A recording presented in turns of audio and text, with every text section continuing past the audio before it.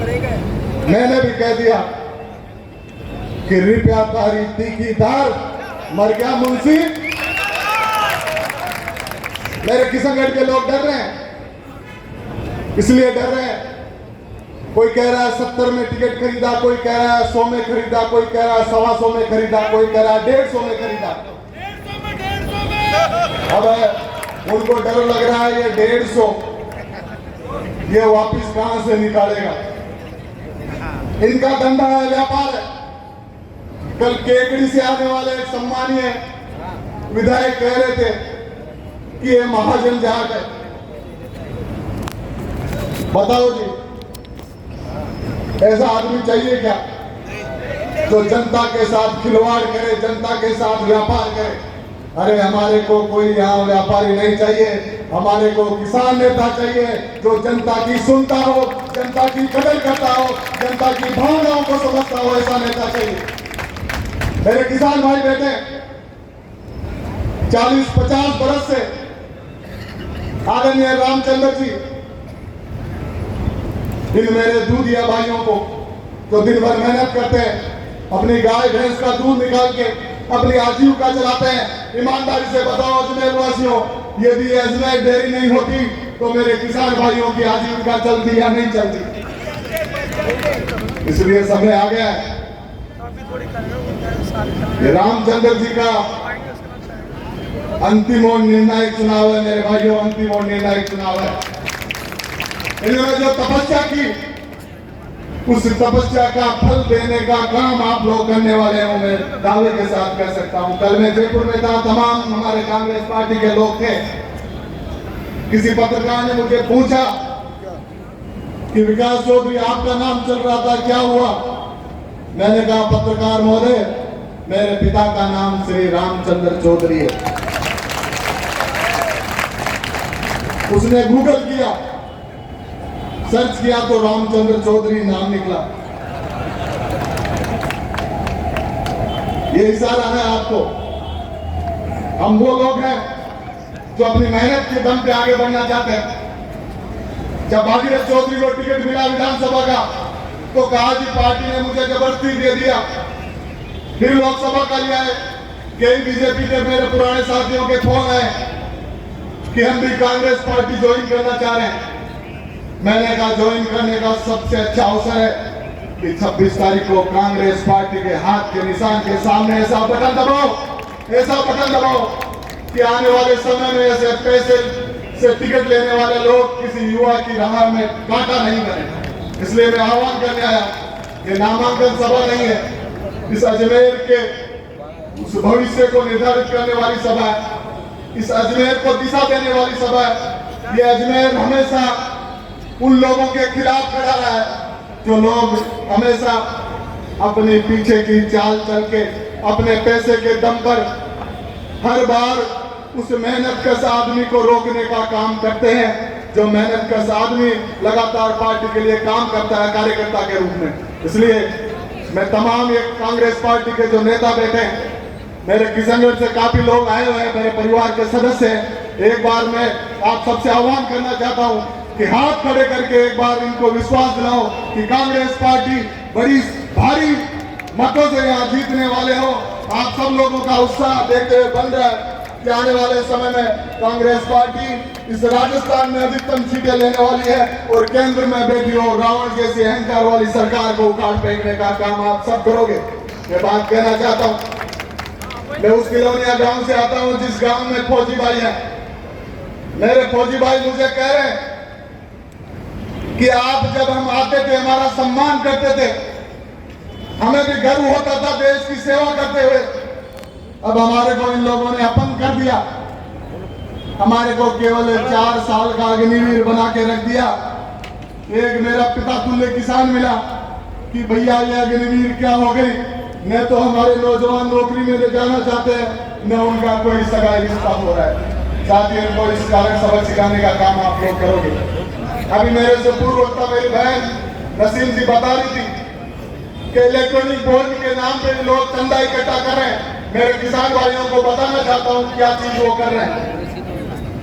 ये EDD के नाम की एक बीमारी है जो जो चंदा नहीं दे रहा है उसके घर भेज देते हैं। घर भेज देते हैं तो बेचारे किसी व्यापारी को परिसर में आके इनको चंदा देना पड़ता है। मेरे साथियों 12,700 करोड़ रुपए इन्होंने 2 नंबर का चंदा ले रखा है। और मैं दावे के साथ कह सकता हूं कि राहुल गांधी की सरकार इस देश में बनने वाली है। वो राहुल गांधी जो कन्याकुमारी से कश्मीर तक पैदल चल रहा है, वो राहुल गांधी जो मणिपुर से मुंबई तक इसलिए पैदल चल रहा है कि मेरे जवान और किसान की समस्याओं को सुने। इस देश में कौन सुनने वाला है? ये लोग सुनने वाले लोग नहीं है। इसलिए समय आ गया, इनका इलाज करना जरूरी है। इलाज किशनगढ़ वालों ने तो कर दिया है, किशनगढ़ वालों ने तो शानदार इलाज कर दिया है। अजमेर वालों इलाज करोगे या नहीं करोगे? करोगे या नहीं करोगे? ये लड़ाई केवल रामचंद्र चौधरी की नहीं है, ये लड़ाई केवल मंच पे बैठने वाले इन कांग्रेस नेताओं की नहीं है। ये लड़ाई उन नौजवान साथियों की है जो नौजवान साथी रोजगार के लिए दर दर भटक रहे हैं। इनका मुख्यमंत्री कहता है कि हमने SIT का गठन कर दिया, हमने इतने लोगों को पकड़ लिया। अरे ये राजस्थान का मुख्यमंत्री जो पर्ची से आया हुआ है, आपका देखा हुआ है, इन 3-4 महीनों में क्या काम किया।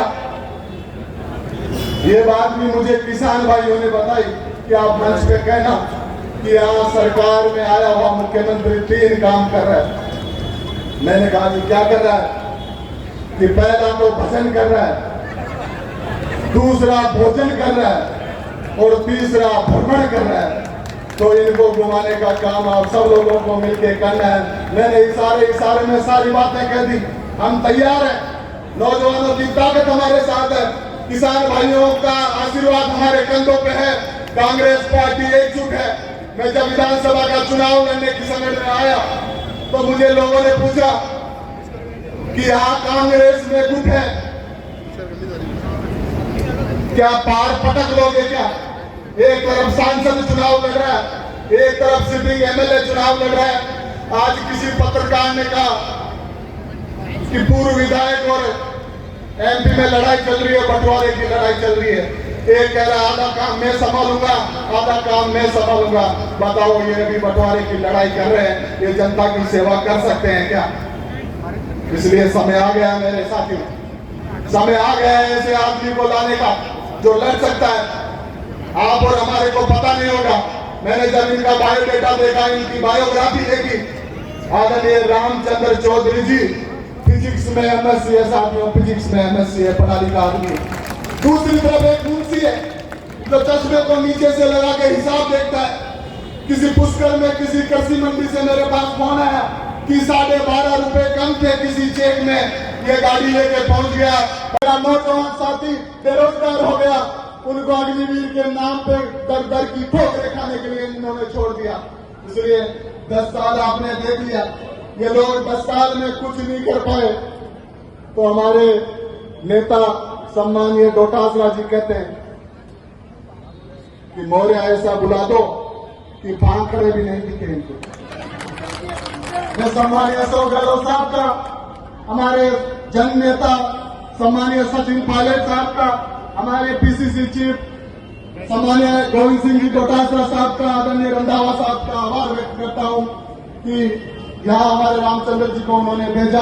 हम सब लोग मिलकर बड़ी ताकत के साथ इस गर्मी में बड़ी मजबूती के साथ भारतीय जनता पार्टी के जुमलों का सामना करेंगे, इन झूठे लोगों का सामना करेंगे।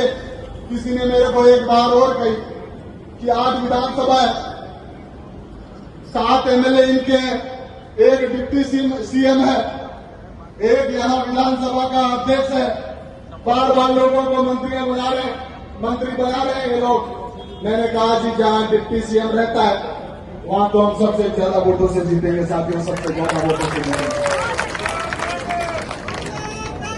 ये नागर साहब आए, बाकी की गारंटियां ये देंगे क्योंकि हमारी सब लोगों की गारंटियां मोदी की गारंटियों पे भारी पड़ेगी। आप सब लोगों ने मुझे शांति से सुना, मेरी बातों को समझा, हमारे को मान दिया, सम्मान दिया, उसके लिए मैं आपका आभार प्रकट करता हूं। और आप सब लोगों से मैं निवेदन करना चाहता हूं कि 26 तारीख को बड़ी भारी संख्या में एकत्रित होकर इस कांग्रेस की ताकत दिखानी है। इस निर्गुट कांग्रेस को एकजुट करके हमारे को जीतने का यहाँ से संकल्प लेके आज हम फार्म भरने जा रहे हैं। आप सब लोगों को बहुत बहुत शुभकामनाएं, बहुत बहुत धन्यवाद। राम राम साहब, जय हिंद, जय भारत।